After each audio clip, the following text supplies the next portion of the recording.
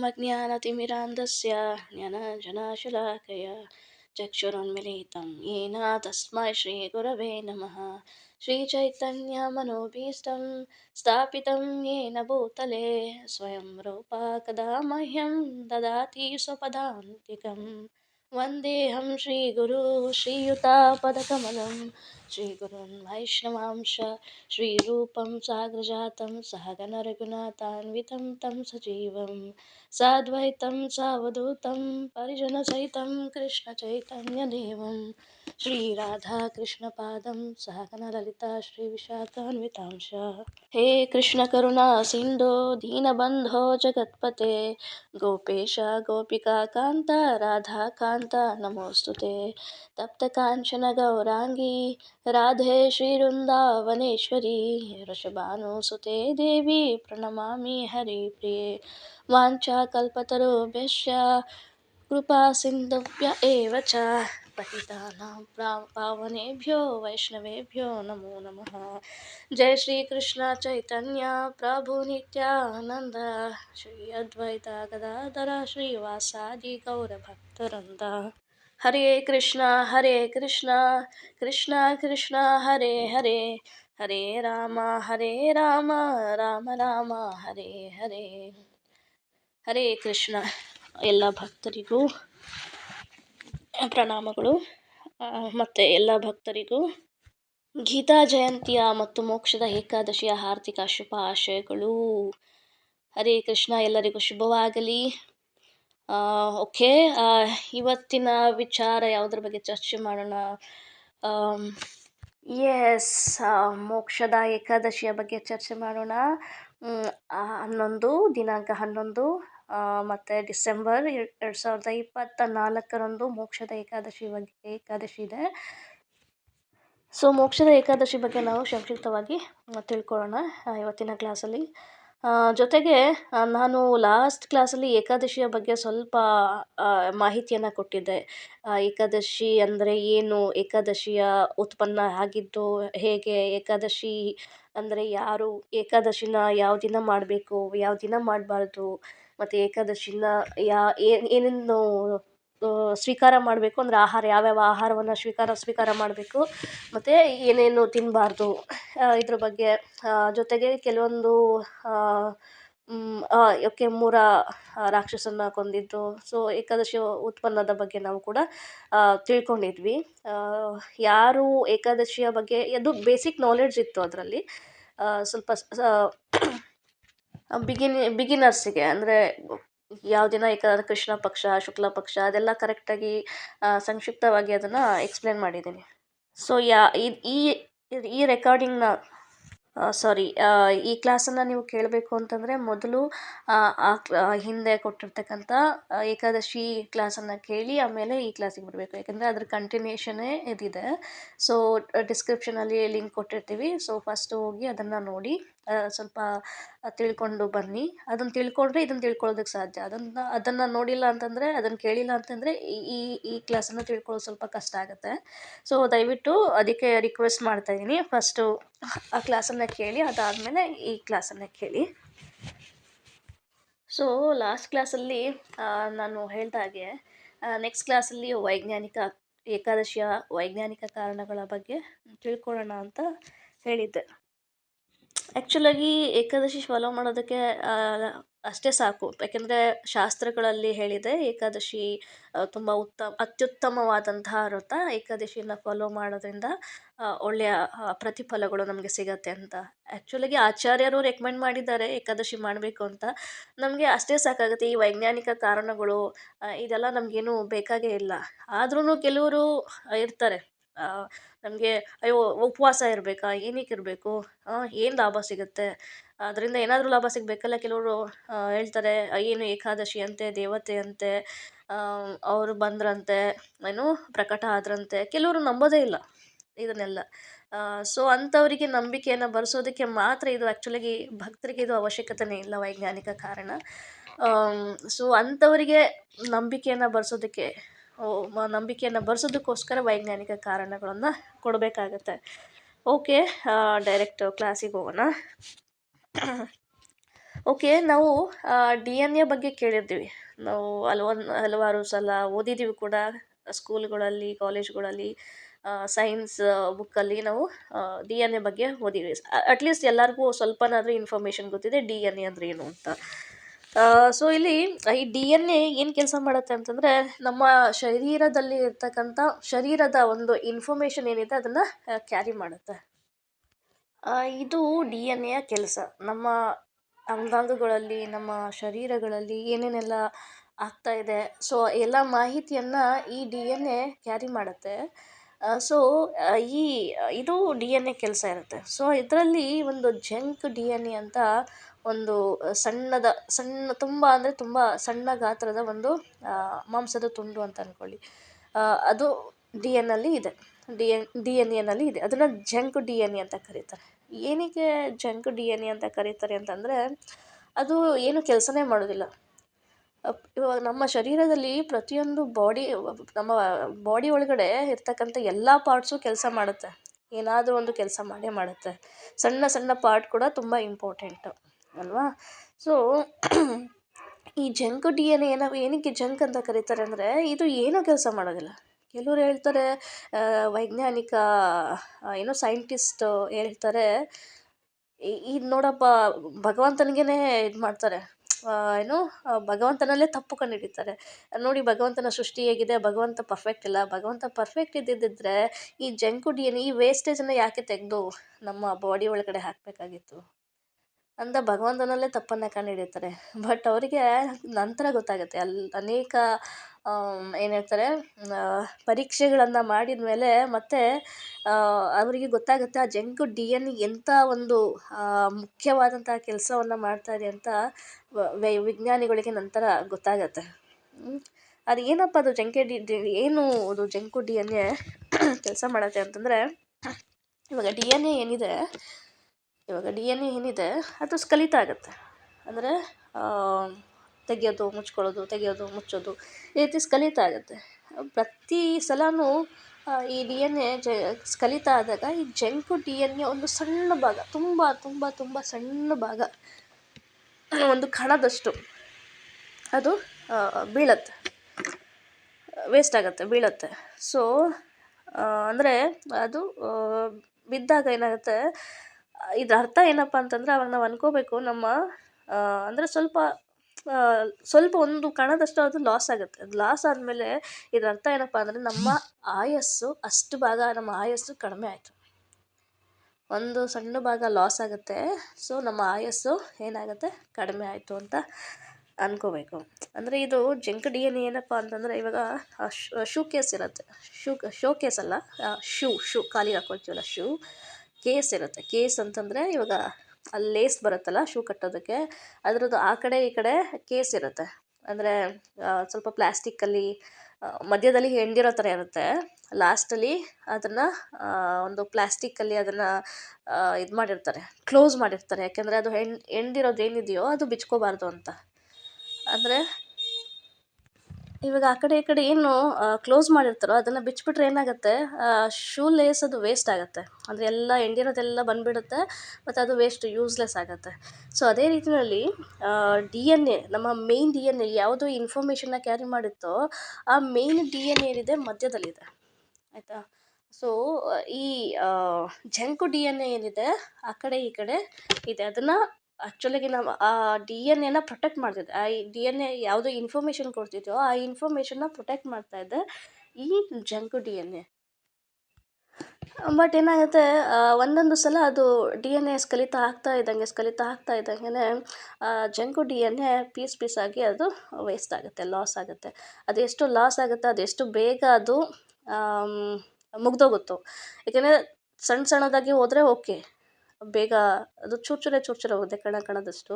So ಆಯಸ್ಸು ಜಾಸ್ತಿ ಇರುತ್ತೆ. ಅದು ಜಾಸ್ತಿ ದಪ್ಪಾಗಿ ಸ್ವಲ್ಪ ದಪ್ಪ ಭಾಗ ಏನಾದರೂ ಅದು ಲಾಸ್ ಆಯಿತು ಅಂತಂದರೆ ಅವರ ಆಯಸ್ಸು ಕೂಡ ಬೇಗನೆ ಮುಗಿಯುತ್ತೆ, ಮತ್ತು ಅವರು ತಮ್ಮ ದೇಹವನ್ನು ತ್ಯಾಗ ಮಾಡಬೇಕಾಗತ್ತೆ. ಸೊ ಇಂಥ ಒಂದು ಇದನ್ನು ಇವರು ವೈಜ್ಞಾನಿಕರು ನಂತರ ಗೊತ್ತಾಗುತ್ತೆ ಇದರ ಒಂದು ಪ್ರಾಮುಖ್ಯತೆ ಏನು ಅಂತ. ಸೊ ಇಲ್ಲಿ ಆಗಲೇ ಹೇಳ್ದಾಗೆ ಇಂಥವರಿಗೆ ಸ್ವಲ್ಪ ಏನಾದರೂ ಕಾರಣ ಇರಬೇಕಲ್ವಾ? ಸೊ, ಯಾಕೆ ದಪ್ಪ ದಪ್ಪಾಗಿ ಅದು ಎಂಥವರಿಗೆ ದಪ್ಪ ದಪ್ಪಾಗಿ ಲಾಸ್ ಆಗುತ್ತೆ ಅಂದರೆ ಸ್ವಲ್ಪ ಸಣ್ಣ ಭಾಗ ಹೋದರೆ ಓಕೆ ಆಯಸ್ಸು ಜಾಸ್ತಿ ಇರುತ್ತೆ, ದಪ್ಪ ಭಾಗ ಹೋದರೆ ಏನಾಗುತ್ತೆ ಆಯಸ್ಸು ಬೇಗ ಹೊರಟೋಗುತ್ತೆ. ಸೊ, ಎಂಥವರಿಗೆ ಈ ಆ, ದಪ್ಪವಾದಂಥ ಈ ಜಂಕ್ ಡಿ ಎನ್ ಎ ಕಡಿಮೆ ಆಗ್ತಾ ಬರುತ್ತೆ, ಲಾಸ್ ಆಗ್ತಾ ಬರುತ್ತೆ. ಇದನ್ನು ಯಾರಿಗೆ ಅಂತಂದರೆ ಯಾರು ಮಾಂಸಾಹಾರವನ್ನು ಮಾಡ್ತಾರೋ ಮತ್ತು ಯಾರು ಮಾದಕ ವಸ್ತುಗಳನ್ನು ತಗೊಳ್ತಾರೋ ಮಾದಕ ವಸ್ತುಗಳು ಅಂದರೆ ಯಾವ್ದು ಬರುತ್ತೆ, ಡ್ರಿಂಕ್ಸ್ ಮಾಡ್ತಾರಲ್ಲ, ಆಲ್ಕೋಹಾಲ್ ತಗೊಳ್ತಾರೆ ಮತ್ತು ಡ್ರಗ್ಸ್ ತಗೊಳ್ತಾರೆ ಮತ್ತು ಯಾರು ಜಾಸ್ತಿ ಸೆಕ್ಸ್ ಎಂಜಾಯ್ಮೆಂಟ್ ಮಾಡ್ತಾರೋ, ಸೊ ಇಂಥವರಿಗೆ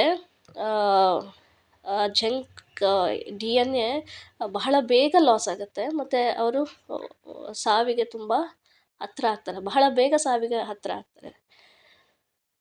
ಹಾಗೆಯೇ ಯಾರು ಸಾತ್ವಿಕ ಆಹಾರವನ್ನು ತಗೊಳ್ತಾರೋ ಅಂದರೆ ವೆಜಿಟೇರಿಯನ್ ಇರ್ತಾರೋ ಮತ್ತು ಅವರ ಒಂದು ಪ್ಯೂರ್ ಹ್ಯಾಬಿಟ್ಸ್ ಇರುತ್ತೆ. ಪ್ಯೂರ್ ಹ್ಯಾಬಿಟ್ಸ್ ಅಂತಂದರೆ ಬೆಳಗ್ಗೆ ಅಫ್ಕೋರ್ಸ್ ಅದು ಇಸ್ಕಾನ್ ಡಿವೋಟೀಸ್ ನೋಡಿ, ಶ್ರೀಲ ಪ್ರಭುಪಾದರು ನಮ್ಮ ಮೇಲೆ ಎಷ್ಟು ಕಾಳಜಿನ ವಹಿಸ್ತಾರೆ ಅಂದರೆ ಎಲ್ಲನೂ ಟೋಟಲಾಗಿ ಕೊಟ್ಬಿಟ್ಟಿದ್ದಾರೆ. ನಮಗೇನು ಮಾಡೋದೇ ಬೇಕಾಗಿಲ್ಲ, ಏನೂ ತಿಳ್ಕೊಳ್ಳೋದೇ ಬೇಕಾಗಿಲ್ಲ. ಸಿಂಪ್ಲಿ ನಾವು ಶ್ರೀಲ ಪ್ರಭುಪಾದರನ್ನ ಫಾಲೋ ಮಾಡಿದ್ರೆ ಸಾಕು, ನಮ್ಮ ಆರೋಗ್ಯನೂ ನಮ್ಗೆ ಎಲ್ಲ ಪ್ರತಿಯೊಂದೂ ಅವ್ರು ನಮ್ಗೆ ಕರುಣಿಸ್ತಾ ಇದ್ದಾರೆ. ಯಾರು ಕೊಡದೇ ಇರ್ತಕ್ಕಂಥದ್ದು ಅಯ್ಯೋ ಏನಪ್ಪ ಅಂತಂದರೆ ಶ್ರೀಲ ಪ್ರಭುಪಾದರಿಗಿಂತ ನಮಗೆ ವೆಲ್ ವಿಷರ್ ನಮ್ಮ ಲೈಫಲ್ಲಿ ಯಾರೂ ಇಲ್ಲ ಅಂತ ಅನ್ಕೋಬೇಕು. ಅವ್ರು ಕೊಟ್ಟಿರ್ತಕ್ಕಂಥ ಲೈಫ್ ಸ್ಟೈಲ್ ಇದೆಯಲ್ಲ, ಅದು ನೋಡಿ ನಮ್ಮ ಆರೋಗ್ಯನೂ ಕೂಡ ಕಾಪಾಡುತ್ತೆ. ನಾವು ನೋಡಿ ಬೆಳಗ್ಗೆ ಬೇಗ ಎದ್ದೇಳ್ತೀವಿ, ಇದು ಕೂಡ ಒಳ್ಳೆಯ ಲೈಫ್ ಸ್ಟೈಲ್ ಮತ್ತು ಸಾತ್ವಿಕ ಆಹಾರವನ್ನೇ ನಾವು ತಗೊಳ್ತೀವಿ. ಸೊ ವೆಜಿಟೇರಿಯನ್ ಎಷ್ಟೋ ಲಕ್ಷಾಂತರ ಜನರು ನಾನ್ ವೆಜಿಟೇರಿಯನ್ ಡ್ರಗ್ಸ್ ತಗೊಳ್ಳೋರು, ಫಾರಿನರ್ಸ್, ಈವನ್ ಎಲ್ಲರೂ ಇವತ್ತು ವೆಜಿಟೇರಿಯನ್, ಅದರಲ್ಲೂ ಈರುಳ್ಳಿ ಬೆಳ್ಳುಳ್ಳಿ ಕೂಡ ಬಿಟ್ಟಿರ್ತಕ್ಕಂಥವ್ರು. ತುಂಬ ಶ್ರೀಲ ಪ್ರಭುಪಾದರು ತುಂಬ ಚೆನ್ನಾಗಿ ನಮ್ಮ ಲೈಫ್ನ ಡಿಸೈನ್ ಮಾಡಿದ್ದಾರೆ. ಸಿಂಪ್ಲಿ ಅವ್ರನ್ನ ಫಾಲೋ ಮಾಡಿದರೆ ಅಷ್ಟೇ ಸಾಕು.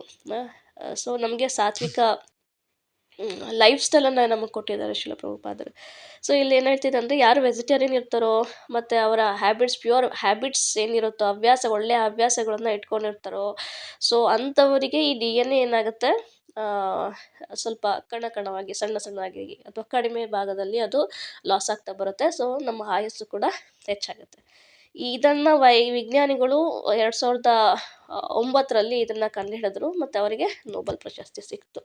ಆ್ಯಕ್ಚುಲಾಗಿ ಇದನ್ನು ಭಗವಂತ ಶ್ರೀಕೃಷ್ಣನೇ 5,000 ವರ್ಷಗಳೇನು, ಅದು ಭಗವದ್ಗೀತೆ ಬಂದಿದ್ದು 5,000 ವರ್ಷಗಳಿಂದ. ಸೊ ನಮಗೆ ಗೊತ್ತಾಗಿದ್ದು ಅವಾಗಲೇ ಭಗವದ್ಗೀತೆ ಬಂದಾಗಲೇ. ನೋಡಿ, ಭಗವದ್ಗೀತೆ ಓದ್ತಾ ನಮಗೆ ಎಷ್ಟೊಂದು ಇನ್ಫಾರ್ಮೇಷನ್ಸು ನಮಗೆ ಸಿಗುತ್ತೆ. ನಮ್ಮ ಬಗ್ಗೆನೇ ಎಷ್ಟೊಂದು ವಿಚಾರಗಳನ್ನು ತಿಳ್ಕೊಳ್ತೀವಿ. ಆ್ಯಕ್ಚುಲಾಗಿ ಇದು ಶ್ರೀಲ ಪ್ರಭುಪಾದರು ಭಾವಾರ್ಥದಲ್ಲಿ ಕೊಟ್ಟಿರ್ತಾರೆ. ಭಗವದ್ಗೀತೆಯ ಭಾವಾರ್ಥದಲ್ಲಿ ಕೊಟ್ಟಿಲ್ಲ, ಇದು ಡಿಸ್ಕಷನ್ ಆಗಿಲ್ಲ. ಅಂತಂದರೆ ಅದು ಫ್ಲೋವಲ್ಲಿ ಹಾಗೆ ಬಂದುಬಿಡ್ತು.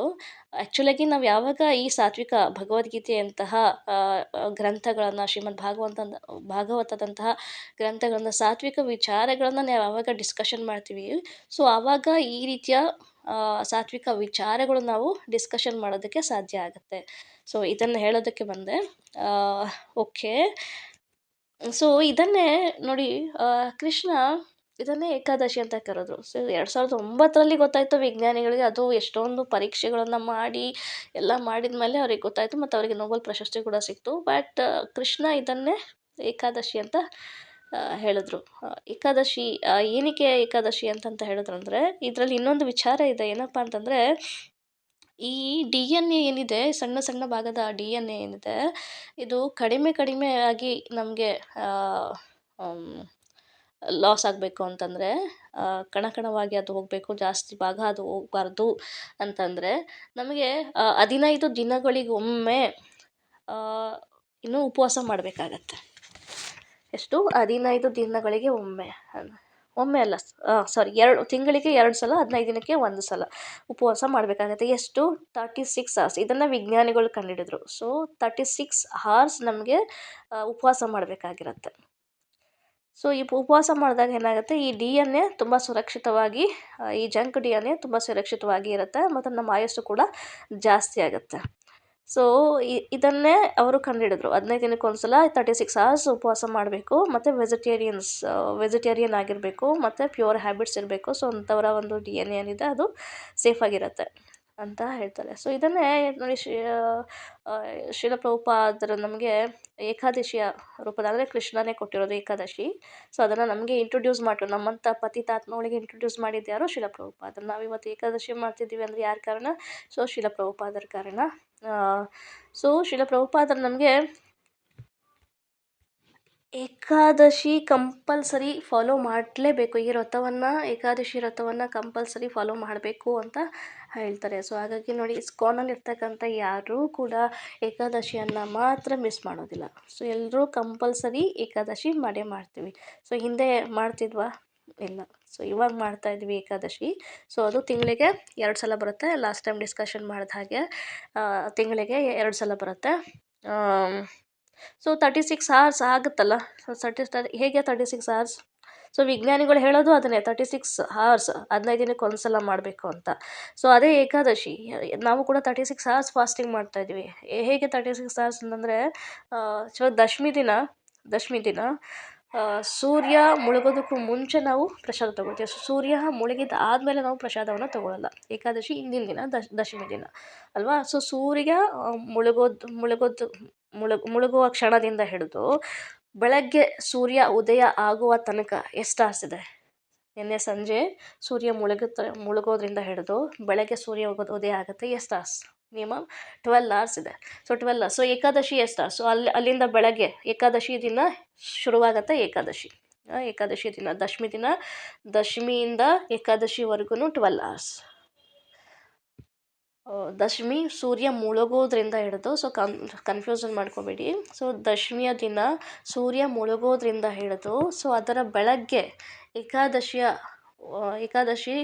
ಅಂತಂದರೆ ಸೂರ್ಯ ಉದಯ ಆಗೋವರೆಗೂ 12 ಅವರ್ಸ್ ಆಗುತ್ತೆ. ಸೊ ಪೂರ್ಣ ಏಕಾದಶಿ ಏನಿದೆ, ಸೊ ಓಲ್ ಡೇ, ಅವತ್ತು ಬೆಳಗ್ಗೆಯಿಂದ ಸಂಜೆವರೆಗೂ ಮತ್ತು ರಾತ್ರಿ ಎಲ್ಲ ನಾವು ಉಪವಾಸ ಇರ್ತೀವಿ. ಅದ್ರ ಬೆಳಗ್ಗೆಗೆ ನಾವು ಏಕಾದಶಿ ಅಂದರೆ ದ್ವಾದಶಿಯ ದಿನ ನಾವು ಬ್ರೇಕ್ ಮಾಡ್ತೀವಿ. ಸೊ ಏನಾಯಿತು, ಫುಲ್ ಏಕಾದಶಿ ಏನಾಯಿತು? 24 hours. So Dashami, so 12 hours plus 24 hours 36 hours ಆಯಿತು. ಸೊ ಕನ್ಫ್ಯೂಷನ್ ಆಗಿಲ್ಲ ಅಂತ ಅಂದ್ಕೊಳ್ತೀನಿ, ಯಾರಿಗೂ ಈಸಿಯಾಗಿ ಬಂದಿದೆ. ಸೊ ಇನ್ನೊಂದ್ಸಲ ಸಿಂಪಲಾಗಿ ಹೇಳ್ತೀನಿ. ಸೊ ದಶಮಿಯಿಂದ ಹಿಡಿದು, ಸೊ ನಾವು ಇವತ್ತು ಏಕಾದಶಿ ಇದೆ ಅಂತಂದರೆ ನೆನ್ನೆ ನಾವು ಪ್ರಸಾದ ತೊಗೊಳ್ತೀವಿ. ಅಂದರೆ ಸೂರ್ಯ ಮುಳುಗೋದಕ್ಕಿಂತ ಮುಂಚೆ, ಸೂರ್ಯ ಮುಳುಗಿದ ಮೇಲೆ ನಾವು ಪ್ರಸಾದವನ್ನು ತೊಗೊಳ್ತಿಲ್ಲ. ಸೊ ಯಾವಾಗಿಂದ ಉಪವಾಸ ಮಾಡ್ತೀವಿ ನಾವು? ದಶಮಿಯ ದಿನ ಸೂರ್ಯ ಮುಳುಗಿದ ಮೇಲೆ, ನಾವು ಮುಳುಗಿದ ಮೇಲೆ ಇಂದ ಹಿಡಿದು ಮತ್ತು ಅದರ ಬೆಳಗ್ಗೆವರೆಗೂ ಏಕಾದಶಿ ವರೆಗೂ ಏನು ಮಾಡ್ತೀವಿ? 12 ಅವರ್ಸ್ ಆಯಿತು. ಮತ್ತು ಪೂರ್ಣ ಏಕಾದಶಿ 24 ಅವರ್ಸ್ ಆಯಿತು. ಸೊ ಟೋಟಲ್ ಎಷ್ಟಾಯಿತು? 36 ಅವರ್ಸ್ ಆಯಿತು. ಸೊ ಏಕಾದಶಿ ಎಷ್ಟು ದಿನಕ್ಕೊಂದ್ಸಲ ಬರುತ್ತೆ? 15 ದಿನಕ್ಕೋಸ್ಕರ 15 ದಿನಕ್ಕೆ ಒಮ್ಮೆ ಬರುತ್ತೆ.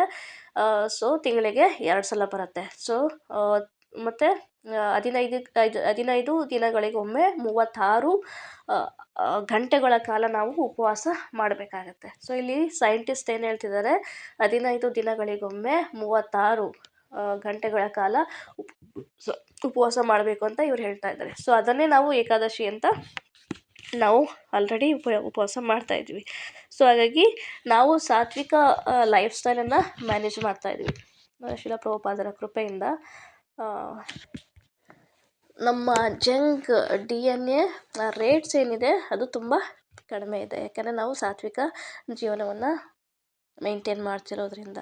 ಸೊ ಶ್ರೀಲ ಪ್ರಭುಪಾದಕಿ ಜೈ. ಸೊ ನಮ್ಮ ಶ್ರೀಲ ಪ್ರಭುಪಾದರು ನಮ್ಮ ಭೌತಿಕ ಜೀವನದ ಬಗ್ಗೆ ಕೂಡ ತುಂಬ ಕಾಳಜಿಯನ್ನು ವಹಿಸ್ತಾರೆ. ನಮ್ಮ ಆರೋಗ್ಯದ ಬಗ್ಗೆ ಕೂಡ ಅವರು ತುಂಬ ಕಾಳಜಿಯನ್ನು ವಹಿಸ್ತಾರೆ. ಹರೇ ಕೃಷ್ಣ. ಓಕೆ, ಈಗ ಬರೋಣ ಮೋಕ್ಷದ ಏಕಾದಶಿಯ ಬಗ್ಗೆ.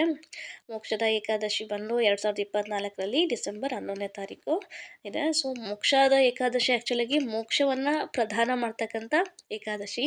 ಮತ್ತು ಈ ಮೋಕ್ಷದ ಏಕಾದಶಿಯ ದಿನವೇ ನಮ್ಮ ಭಗವದ್ಗೀತಾ ಪ್ರಕಟ ಆಗಿದ್ದು. ಶ್ರೀಕೃಷ್ಣ 5,000 ವರ್ಷಗಳ ಹಿಂದೆ ಅರ್ಜುನನಿಗೆ ಭಗವದ್ಗೀತೆಯನ್ನು ಉಪದೇಶವನ್ನು ಮಾಡಿ ಅದನ್ನು ಇಡೀ ಆ, ನಮ್ಮಂಥ ಸಾಮಾನ್ಯ ಜನರಿಗೆ, ಇಡೀ ಸಮಾಜಕ್ಕೆ ಅರ್ಜುನನ ಮುಖಾಂತರ ನಮಗೆ ತಲುಪಿಸ್ತಾರೆ. ಆ, ಬ್ರಹ್ಮಾಂಡ ಪುರಾಣದಲ್ಲಿ ಬರುವ ಪ್ರಕಾರ ಯುಧಿಷ್ಠಿರ ಮಹಾರಾಜ್ ಕೃಷ್ಣನನ್ನ ಕೇಳ್ತಾರೆ. ಮಾರ್ಗಶಿರ ಮಾಸದಲ್ಲಿ ಶುಕ್ಲ ಪಕ್ಷದಲ್ಲಿ ಬರ್ತಕ್ಕಂಥ ಏಕಾದಶಿಯ ಬಗ್ಗೆ ವಿವರಣೆಯನ್ನು ಕೇಳ್ತಾರೆ. ಅದ್ರ ಬಗ್ಗೆ ಕೇಳ್ತಾರೆ. ಸೊ ಕೃಷ್ಣ ಹೇಳ್ತಾರೆ, ಓಹೋ ತುಂಬ ಒಳ್ಳೆಯ ಪ್ರಶ್ನೆಯನ್ನು ಕೊಟ್ಟಿದ್ಯಾ, ತುಂಬ ಏನು ಕೇಳ್ತಾ ಇದೆಯಾ.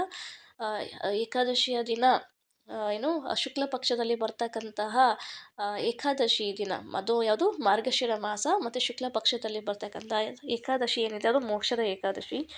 ತುಂಬ ಪುಣ್ಯದ ಏಕಾದಶಿ ಅದು. ಆ್ಯಕ್ಚುಲಾಗಿ ಇದು ಮೋಕ್ಷವನ್ನು ಪ್ರದಾನ ಮಾಡ್ತಕ್ಕಂಥ ಏಕಾದಶಿ. ಆ ದಿನ ಭಗವಂತ ದಾಮೋದರನಿಗೆ ಧೂಪ ದೀಪ ನೈವೇದ್ಯವನ್ನು ಮಾಡಬೇಕು, ತುಳಸಿ ಮಂಜರಿಗಳನ್ನು ಅರ್ಪಣೆ ಮಾಡಬೇಕು. ಹೀಗೆ ಮಾಡೋದ್ರ ಮುಖಾಂತರ ಮೋಕ್ಷವನ್ನು ಪ್ರಾಪ್ತಿಯನ್ನು ಮಾಡಬಹುದು. ಜೊತೆಗೆ ಜಪವನ್ನು ಮಾಡಬೇಕು. ಸೊ ಮತ್ತು ಶ್ರೀಮದ್ ಭಗವದ್ಗೀತೆಯ ಪಠಣೆಯನ್ನು ನಾವು ಮಾಡಬೇಕಾಗತ್ತೆ ಏಕಾದಶಿಯ ದಿನ. ಯಾಕೆಂದರೆ ಎಸ್ಪೆಷಲಿ ಮೋಕ್ಷದ ಏಕಾದಶಿಯ ದಿನ. ಯಾಕೆಂದರೆ ನೋಡಿ, ಮೋಕ್ಷದ ಏಕಾದಶಿಯನ್ನೇ ಭಗವಂತ ಏನು ಚಾಯ್ಸ್ ಮಾಡಿದ್ದಾರೆ, ಚೂಸ್ ಮಾಡಿದ್ದಾರೆ. ಯಾಕೆಂದರೆ ಮೋಕ್ಷದ ಏಕಾದಶಿ ಅಷ್ಟು ಇಂಪಾರ್ಟೆಂಟ್ ಇದೆ ಜನರಿಗೆ. ಭಗವದ್ಗೀತೆಯನ್ನು ಪ್ರಕಟ ಮಾಡ್ತಾರೆ ಮೋಕ್ಷದ ಏಕಾದಶಿಯ ದಿನದಂದೇ. ನೋಡಿ, ಯಾರು ಭಗವದ್ಗೀತೆಯ ಯಥಾರೂಪವನ್ನು ಓದಿ ಮೋಕ್ಷದ ಏಕಾದಶಿಯನ್ನು ಸರಿಯಾಗಿ ಪಾಲನೆಯನ್ನು ಮಾಡ್ತಾರೋ, ಸೊ ಅಂಥವರಿಗೆ ಮೋಕ್ಷ ಅಂತೂ ಖಂಡಿತ ಇದ್ದಿದ್ದೆ. ಸೊ ಇದರ ಸ್ಟೋರಿ ಏನಪ್ಪ ಅಂತಂದರೆ, ಪ್ರಾಚೀನ ಕಾಲದಲ್ಲಿ ಚಂಪಕ್ ನಗರದಲ್ಲಿ ವೆಕಾಸ್ ಅನ್ನತಕ್ಕಂಥ ಒಬ್ಬ ರಾಜ ಇರ್ತಾರೆ. ಸೊ ಆ ರಾಜ ದ ಸುತ್ತಲೂ ಅಂದರೆ ಆ ರಾಜ್ಯದಲ್ಲಿ ಈ 4 ವೇದಗಳ ಜ್ಞಾನವನ್ನು ಹೊಂದಿರತಕ್ಕಂಥ ಬ್ರಾಹ್ಮಣರು ಇರ್ತಾರೆ ಆ ಊರಲ್ಲಿ. ಸೊ ರಾಜ ಯಾವಾಗಲೂ ಯಜ್ಞ ಯಾಗಾದಿಗಳನ್ನು ಮಾಡಿಕೊಂಡು ಬ್ರಾಹ್ಮಣರ ಒಂದು ನೇತೃತ್ವದಲ್ಲಿ ತನ್ನ ರಾಜ್ಯವನ್ನು ತುಂಬ ಚೆನ್ನಾಗಿ ನಡೆಸ್ಕೊಂಡು ಹೋಗ್ತಿರ್ತಾರೆ. ಸೊ ಹೀಗಿರುವಾಗ ಒಂದು ಸಲ ಏನಾಗುತ್ತೆ, ರಾಜನಿಗೆ ಕನಸು ಬೀಳುತ್ತೆ. ಅವರ ತಂದೆ ಹೆಸರು ನೆನಪಿಗೆ ಬರ್ತಿಲ್ಲ. ಸೊ ಅವರ ತಂದೆ ನರಕದಲ್ಲಿ ಯಾತನೆಯನ್ನು ಅನುಭವಿಸ್ತಿರೋದನ್ನು ನೋಡ್ತಾರೆ. ಮತ್ತು ಕಿರ್ಚ್ಕೊಳ್ಳೋದು, ನನ್ನನ್ನು ಕಾಪಾಡು ಮಗನೇ, ನನ್ನನ್ನು ಈ ನರಕದಿಂದ ಬಿಡಿಸು ಅಂತ ಕೂಗೋದನ್ನು ರಾಜ ಕೇಳಿಸ್ಕೊತಾರೆ, ಅಂದರೆ ಕನಸಲ್ಲಿ. ಮತ್ತು ಅದರಿಂದ ಗಾಬರಿಯಾಗಿ ಎದ್ದು ಅವರಿಗೆ ನಿದ್ದೆ ಬರೋದಿಲ್ಲ. ರಾತ್ರಿ ಎಲ್ಲ ಬೆಳಗ್ಗೆ ಯಾವಾಗಾಗುತ್ತೋ ಅಂತ ಕಾಯ್ತಾ ಇರ್ತಾರೆ. ಮತ್ತು ಬೆಳಗ್ಗೆ ಆಗಿದ ತಕ್ಷಣ ಹೋಗಿ ಎಲ್ಲ ಬ್ರಾಹ್ಮಣರನ್ನು ಭೇಟಿ ಆಗ್ತಾರೆ. ಅರಮನೆಗೆ ಕರೆಸಿ ಅವ್ರ ಹತ್ರ ಡಿಸ್ಕಷನ್ ಮಾಡ್ತಾರೆ. ನನಗೆ ರಾತ್ರಿ ಈ ರೀತಿ ಕನಸು ಬಿದ್ದಿದೆ. ಸೊ ನನ್ನ ತಂದೆ ಕಷ್ಟದಲ್ಲಿದ್ದಾರೆ ಅಂತ ನಾನು ಅಂದ್ಕೊಳ್ತೀನಿ. ಸೊ ದಯವಿಟ್ಟು ನನಗೆ ನೀವು ಏನಾದರೂ ಒಂದು ಉಪಾಯವನ್ನು ಕೊಡಿ. ಯಾಕೆಂದರೆ ನನಗೆ ಅದೇ ನೆನಪಿಗೆ ಬರ್ತಾ ಇದೆ. ಇಷ್ಟೊಂದು ರಾಜ್ಯ ಮತ್ತು ಇಷ್ಟೊಂದು ಸೈನಿಕರು, ಇಷ್ಟೆಲ್ಲನೂ ನನಗೇನು ಅನುಭವಿಸೋದಕ್ಕೆ ಆಗ್ತಾಯಿಲ್ಲ. ನನಗೆ ಅದೇ ನೆನಪಾಗ್ತಿದೆ. ನಾನು ನನ್ನ ತಂದೆಗೆ ಮುಕ್ತಿಯನ್ನು ಕೊಟ್ಟಿಲ್ಲ ಅಂತಂದರೆ ನಾನು ಅವ್ರ ಮಗನಾಗಿದ್ದಕ್ಕೆ ಏನು ಪ್ರಯೋಜನ ಆಗುತ್ತೆ? ಸೊ ಹಾಗಾಗಿ ದಯವಿಟ್ಟು ನನಗೆ ಹೆಲ್ಪ್ ಮಾಡಿ ಅಂತ ಕೇಳ್ತಾರೆ. ಸೊ ಬ್ರಾಹ್ಮಣರು ಹೇಳ್ತಾರೆ, ನೋಡಿ, ಪರ್ವತ ಮುನಿ ಅಂತಕ್ಕಂಥವರು ಅವರು ಭೂತ ಭವಿಷ್ಯ ಮತ್ತು ವರ್ತಮಾನ ಕಾಲಗಳ ಬಗ್ಗೆ ತುಂಬ ಚೆನ್ನಾಗಿ ತಿಳ್ಕೊಂಡಿದ್ದಾರೆ. ಅವ್ರು ಇರ್ತಕ್ಕಂಥ ಜಾಗ ತುಂಬ ದೂರ ಏನಿಲ್ಲ, ಹತ್ರದಲ್ಲೇ ಇದೆ. ಸೊ ದಯವಿಟ್ಟು ಅವ್ರನ್ನ ಹೋಗಿ ಮೀಟ್ ಮಾಡಿ ಅವರಲ್ಲಿ ಪ್ರಾರ್ಥನೆಯನ್ನು ಮಾಡಿ ಅವರೇನಾದರೂ ನಿಮಗೆ ಏನು ಸೊಲ್ಯೂಷನ್ ಕೊಡ್ಬೋದು, ಪರಿಹಾರವನ್ನು ಹೇಳ್ಬೋದು ಅಂತ ಹೇಳಿ ಕೇಳ್ತಾರೆ. ಸೊ ರಾಜ ಏನು ಮಾಡ್ತಾರೆ, ಓಕೆ ಅಲ್ಲಿಗೆ ಹೋಗ್ತಾರೆ. ಪರ್ವತ ಮುನಿಗಳನ್ನು ಅಲ್ಲಿಗೆ ಹೋಗಿ ಭೇಟಿ ಆಗ್ತಾರೆ, ನಮಸ್ಕಾರವನ್ನು ಮಾಡ್ತಾರೆ, ಮತ್ತು ಕೂತ್ಕೊಳ್ತಾರೆ. ಸೊ ಪರ್ವತ ಮುನಿಗಳು ಕೂಡ ರಾಜನನ್ನು ವಿಚಾರಿಸ್ತಾರೆ, ಹೇಗಿದ್ದೀರಾ, ಮತ್ತು ರಾಜ್ಯದಲ್ಲಿ ಎಲ್ಲ ತುಂಬ ಸುಖಮಯವಾಗಿ ಚೆನ್ನಾಗಿದೆಯಾ ಅಂತ. ಸೊ ಇವರು ಹೇಳ್ತಾರೆ, ವೆಕಾಸನ್ ಅವರು ರಾಜ ಹೇಳ್ತಾರೆ, ನಿಮ್ಮ ಕೃಪೆಯಿಂದ ಎಲ್ಲವೂ ಚೆನ್ನಾಗಿದೆ, ನಮ್ಮ ರಾಜ್ಯದಲ್ಲಿ ಎಲ್ಲವೂ ಸುಖಮಯವಾಗಿದೆ. ಆದರೆ ನನಗೊಂದು ಗೊಂದಲ ಇದೆ. ಸೊ ಈ ರೀತಿ ಅವ್ರ ಕನಸಿನ ಬಗ್ಗೆ ಹೇಳ್ತಾರೆ. ಸೊ ನನ್ನ ತಂದೆ ನರಕದಲ್ಲಿದ್ದಾರೆ ಅಂತ ನನಗೆ ಅನ್ನಿಸ್ತಾ ಇದೆ. ಸೊ ದಯವಿಟ್ಟು ನನಗೆ ಏನಾದರೂ ಒಂದು ಪರಿಹಾರವನ್ನು ಕೊಡ್ತೀರಾ ಅಂತ ಕೇಳ್ತಾರೆ. ಸೊ ಇವರು ಆಗಲೇ ಹೇಳ್ದಾಗೆ ಭೂತ ಭವಿಷ್ಯ ಮತ್ತು ವರ್ತಮಾನಗಳನ್ನು ಗೊತ್ತಿರೋರು. ಸೊ ಹಾಗಾಗಿ ಅವರು ಧ್ಯಾನದಲ್ಲಿ ನೋಡ್ತಾರೆ ಎಲ್ಲರೂ. ಧ್ಯಾನದಲ್ಲಿ ನೋಡಿ ಎಲ್ಲದನ್ನು ನೋಡ್ತಾರೆ. ನೋಡಿಬಿಟ್ಟು ಕಣ್ಣು ಬಿಡ್ತಾರೆ. ಆಮೇಲೆ ಹೇಳ್ತಾರೆ, ಆ್ಯಕ್ಚುಲಾಗಿ ನಿಮ್ಮ ತಂದೆ ತನ್ನ ಪತ್ನಿಯರ ಜೊತೆ ಭೇದ ಭಾವ, ಒಬ್ಬ ಪತ್ನಿ ಜೊತೆ ತಾರತಮ್ಯ ಮಾಡ್ತಾರಲ್ವ. ಸೊ ಒಬ್ಬ ಪತ್ನಿ ಜೊತೆ ಒಂಥರ, ಇನ್ನೊಬ್ರು ಪತ್ನಿ ಜೊತೆ ಒಂಥರ, ಒಬ್ಬ ಪತ್ನಿನ ಜಾಸ್ತಿ ಇಷ್ಟಪಡೋದು, ಇನ್ನೊಬ್ಬ ಪತ್ನಿನ ಅಷ್ಟು ಇಷ್ಟಪಡೋದಿಲ್ಲ. ಸೊ ಹಾಗಾಗಿ ಈ ಥರ ಭೇದಗಳನ್ನು ಮಾಡ್ತಾಯಿದ್ರು. ಸೊ ಹಾಗಾಗಿ ಅವರು ಇವತ್ತು ನರಕದಲ್ಲಿದ್ದಾರೆ ಅಂತ ಹೇಳ್ತಾರೆ. ಓಕೆ. ಸೊ ಇದಕ್ಕೆ ಪರಿಹಾರ ಮಾಡೋದಕ್ಕೆ ಒಂದೇ ಆ, ದಾರಿ, ಮಾರ್ಗಶಿರ ಮಾಸದಲ್ಲಿ ಬರ್ತಕ್ಕಂಥ ಶುಕ್ಲ ಪಕ್ಷದಲ್ಲಿ ಬರುವ ಮೋಕ್ಷದ ಏಕಾದಶಿಯನ್ನು ಅತ್ಯುತ್ತಮವಾಗಿ ನೀವು ಪಾಲನೆ ಮಾಡಿ. ಅದನ್ನು ಪಾಲನೆ ಮಾಡೋದ್ರ ಮುಖಾಂತರ ನಿಮ್ಮ ತಂದೆಗೆ ಮೋಕ್ಷ ಸಿಗತ್ತೆ ಅಂತ ಹೇಳ್ತಾರೆ. ಸೊ ಆಯಿತು, ರಾಜ ನಮಸ್ಕಾರವನ್ನು ಮಾಡಿ ವಾಪಸ್ಸು ರಾಜ್ಯಕ್ಕೆ ಬರ್ತಾರೆ. ಮತ್ತು ಮೋಕ್ಷದ ಏಕಾದಶಿ ಬರುತ್ತೆ. ಎಲ್ಲರೂ, ರಾಜ್ಯದಲ್ಲಿರ್ತಕ್ಕಂಥ ಎಲ್ಲರೂ ಮತ್ತು ಎಲ್ಲ ಕುಟುಂಬದವರು ಕೂಡ ಸಹ, ಎಲ್ಲ ಬ್ರಾಹ್ಮಣರು ಸಹ ಮೋಕ್ಷದ ಏಕಾದಶಿನ ಬಹಳ ಅಚ್ಚುಕಟ್ಟಾಗಿ ಕೀರ್ತನೆಯನ್ನು ಮಾಡ್ತಾ ಮತ್ತು ಉಪವಾಸಗಳನ್ನು ಮಾಡುತ್ತಾ, ಭಗವಂತ ವಿಷ್ಣುವಿನ ಆರಾಧನೆಯನ್ನು ಮಾಡುತ್ತಾ, ಭಗವದ್ಗೀತೆಯನ್ನು ಪಠನೆ ಮಾಡ್ತಾ ಆ ಒಂದು ಮೋಕ್ಷದ ಏಕಾದಶಿನ ಬಹಳ ಅಚ್ಚುಕಟ್ಟಾಗಿ ಇದನ್ನು ಮಾಡ್ತಾರೆ, ಪಾಲನೆಯನ್ನು ಮಾಡ್ತಾರೆ. ಸೊ ಅದಾದಮೇಲೆ ಅವರಿಗೆ ಮತ್ತೆ ಕನಸಲ್ಲಿ ಅವರ ತಂದೆ ತುಂಬ ಸಂತೋಷವಾಗಿ ಅವರಿಗೆ ತುಂಬ ಚೆನ್ನಾಗಿರುವಂಥ ಆಶೀರ್ವಾದ ಮಾಡ್ತಕ್ಕಂಥ ಒಂದು ಕನಸು ಮತ್ತೆ ಬೀಳುತ್ತೆ. ಸೊ ಅದರಿಂದ ರಾಜ ತುಂಬ ಸಂತೋಷವಾಗ್ತಾರೆ. ಸೊ ಇದು ಮೋಕ್ಷದ ಏಕಾದಶಿ. ಇದು ಮೋಕ್ಷದ ಏಕಾದಶಿಯ ಮಹಿಮೆ. ಸೊ ನಾವೆಲ್ಲರೂ ಕೂಡ ನಾವು ಕೂಡ ಏಕಾದಶಿನ ಮಾಡ್ತೀವಿ, ಬಟ್ ಅಷ್ಟು ಅಚ್ಚುಕಟ್ಟಾಗಿ ಕಟ್ಟುನಿಟ್ಟಾಗಿ ನಾವು ಪಾಲನೆಯನ್ನು ಮಾಡಲ್ಲ. ಆದಷ್ಟು ಪ್ರಯತ್ನವನ್ನು ಮಾಡೋಣ. ಮೊದಲು ಗುರುಗಳಲ್ಲಿ ಪ್ರಾರ್ಥನೆಯನ್ನು ಮಾಡೋಣ. ಯಾಕೆಂದರೆ ನಮ್ಮ ಪೂರ್ವಜರು ಕೂಡ ಈ ಒಂದು ಕಷ್ಟದಲ್ಲಿ ಇರ್ತಾರೆ, ನರಕಯಾತನೆಯನ್ನು ಪಡ್ತಿರ್ತಾರೆ. ಸೊ ನಾವು ಅಚ್ಚುಕಟ್ಟಾಗಿ ಏಕಾದಶಿಯನ್ನು ಮಾಡೋದ್ರ ಮುಖಾಂತರ ಅವ್ರಿಗೂ ಕೂಡ ಮೋಕ್ಷ ಸಿಗತ್ತೆ. ಸೊ ಹಾಗಾಗಿ ಏಕಾದಶಿಯ ದಿನವನ್ನು ಗುರುಗಳಲ್ಲಿ ಪ್ರಾರ್ಥನೆಯನ್ನು ಮಾಡಿ ತುಂಬ ಅಚ್ಚುಕಟ್ಟಾಗಿ ಮಾಡೋಣ. ಮತ್ತು ಭಗವದ್ಗೀತಾ ಯಥಾರೂಪವನ್ನು ಓದೋದನ್ನು ಮಾತ್ರ ಮರಿಬಾರ್ದು. ಸೊ ಯಾಕೆಂದರೆ ಭಗವದ್ಗೀತಾ ಪ್ರಕಟವಾಗಿದ್ದ ದಿನ. ಸೊ ಹಾಗಾಗಿ ಭಗವದ್ಗೀತಾ ಯಥಾರೂಪನ ಪಠನೆಯನ್ನು ಮಾಡಿ ಆದಷ್ಟು ಎಷ್ಟು ಜಪ ಆಗುತ್ತೋ ಅಷ್ಟು ಜಾಸ್ತಿ ಜಪವನ್ನು ಮಾಡೋಣ. ಸೊ ಮೋಕ್ಷದ ಏಕಾದಶಿ ಎಲ್ಲರಿಗೂ ಶುಭವನ್ನು ತಂದುಕೊಡ್ಲಿ ಅಂತ ಪ್ರಾರ್ಥನೆ ಮಾಡ್ತಾಯಿದ್ದೀವಿ. ಸೊ ನನಗೂ ಕೂಡ ಆಶೀರ್ವಾದವನ್ನು ಮಾಡಿ ಅಚ್ಚುಕಟ್ಟಾಗಿ ಏಕಾದಶಿಯನ್ನು ಕಟ್ಟುನಿಟ್ಟಾಗಿ ಪಾಲನೆ ಮಾಡಲಿ ಅಂತೇಳಿ ನನಗೂ ಕೂಡ ಆಶೀರ್ವಾದವನ್ನು ಮಾಡಿ. ಸೊ ಗೀತಾ ಜಯಂತಿ ಇರೋದ್ರಿಂದ ಸೊ ನಾವೊಂದು ಗೀತಾ ಮಹಾತ್ಮ್ಯದ, ಯಾಕೆಂದರೆ ಗೀತಾ ಮಹಾತ್ಮ್ಯ ಏನಿದೆ ಅದು ತುಂಬ ಇಂಪಾರ್ಟೆಂಟ್ ಪಾರ್ಟ್ ಭಗವದ್ಗೀತೆಯಲ್ಲಿ. ಭಗವದ್ಗೀತೆ ಪೂರ್ತಿಯಾಗಿ ಎಲ್ಲರೂ ಓದೋಣ ಮನೆಯಲ್ಲಿ. ಬಟ್ ಅಟ್ಲೀಸ್ಟ್ ಈ ಕ್ಲಾಸಲ್ಲಿ ಕೇವಲ ಗೀತಾ ಮಹಾತ್ಮ್ಯವನ್ನು ಒಂದಷ್ಟು ಶ್ಲೋಕಗಳನ್ನು ಓದೋಣ. ಗೀತಾ ಮಹಾತ್ಮ್ಯದಲ್ಲಿ ಎಷ್ಟೊಂದು ಶ್ಲೋಕಗಳು ಬರುತ್ತೆ ಭೀಷ್ಮ ಪರ್ವದಲ್ಲಿ. ನಾನು ಕೆಲವೊಂದು ಶ್ಲೋಕಗಳನ್ನು ಮಾತ್ರ ಹೇಳ್ತಾ ಇದ್ದೀನಿ. ಓಕೆ, ಹರೇ ಕೃಷ್ಣ. ಗೀತಾ ಮಹಾತ್ಮ್ಯ 1. ಗೀತಾಧ್ಯಯನಶೀಲಸ್ಯ ಪ್ರಾಣಾಯಾಮ ಅಪರಸ್ಯ ಚ ನೈವ ಸಂತಿ ಹಿ ಪಾಪಾನಿ ಪೂರ್ವಜನ್ಮ ಕೃತಾನಿ ಚ. ಗೀತಾಧ್ಯಯನಶೀಲಸ್ಯ ಪ್ರಾಣಾಯಾಮ ಅಪರಸ್ಯ ಚ ನೈವ ಸಂತಿ ಹಿ ಪಾಪಾನಿ ಪೂರ್ವಜನ್ಮ ಕೃತಾನಿ ಚ. ಭಗವದ್ಗೀತೆಯನ್ನು ಶ್ರದ್ಧೆಯಿಂದ, ಅತ್ಯಂತ ಪ್ರಾಮಾಣಿಕತೆಯಿಂದ ಅಧ್ಯಯನ ಮಾಡಿದರೆ ಭಗವಂತನ ಕೃಪೆಯಿಂದ ಅಂತಹ ಮನುಷ್ಯನ ಹಿಂದಿನ ಪಾಪಕರ್ಮಗಳು ಅವನ ಮೇಲೆ ಪರಿಣಾಮ ಮಾಡಲಾರವು. ಹರೇ ಕೃಷ್ಣ.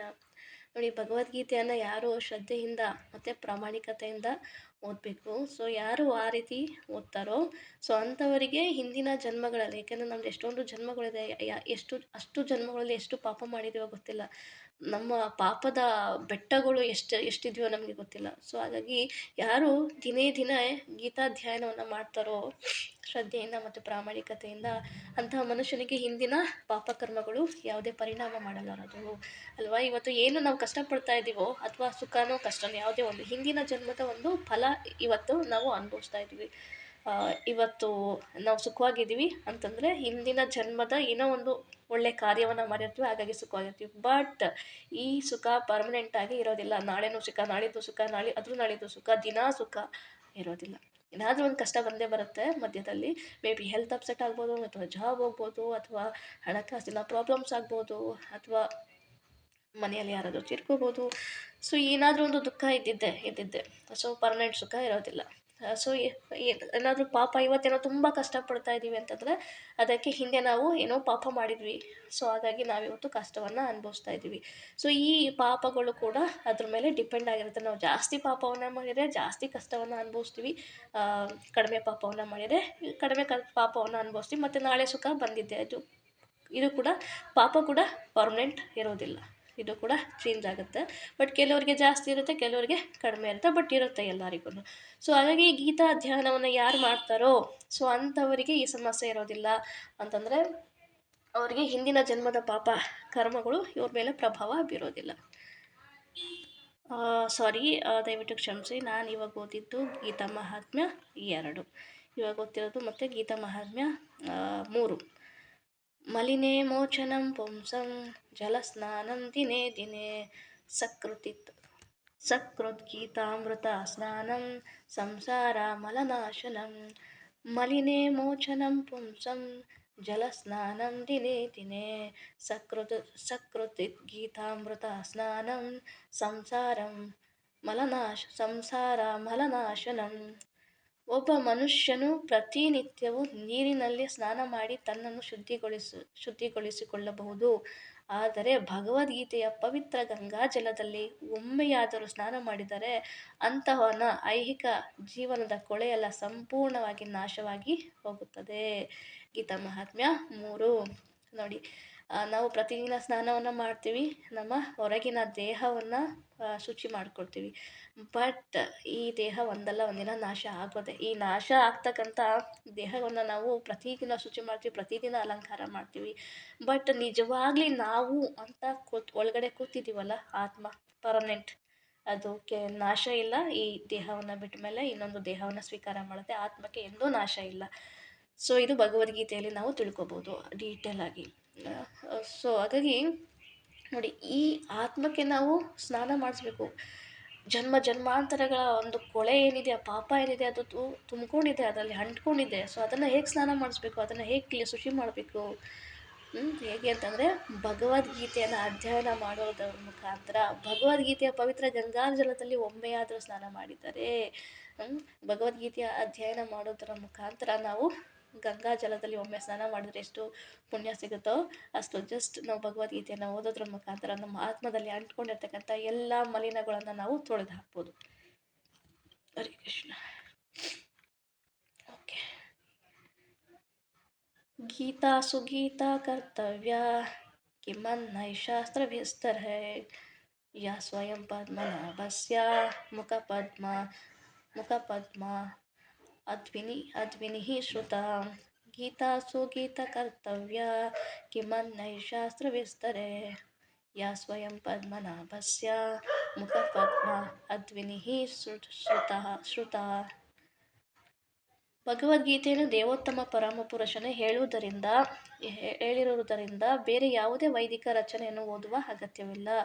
ಗಮನವಿಟ್ಟು ಸದಾ ಭಗವದ್ಗೀತೆಯನ್ನು ಕೇಳಿದರೆ ಮತ್ತು ಓದಿದರೆ ಸಾಕು. ಹಿಂದಿನ ಯುಗದಲ್ಲಿ ಜನರು ಪ್ರಾಪಂಚಿಕ ಚಟುವಟಿಕೆಗಳಲ್ಲಿ ಎಷ್ಟರ ಮಟ್ಟಿಗೆ ತಲ್ಲೀನರಾಗಿದ್ದಾರೆ ಎಂದರೆ ಅವರಿಗೆ ಎಲ್ಲ ವೈದಿಕ ಸಾಹಿತ್ಯವನ್ನು ಓದೋದಕ್ಕೆ ಸಾಧ್ಯವಿಲ್ಲ.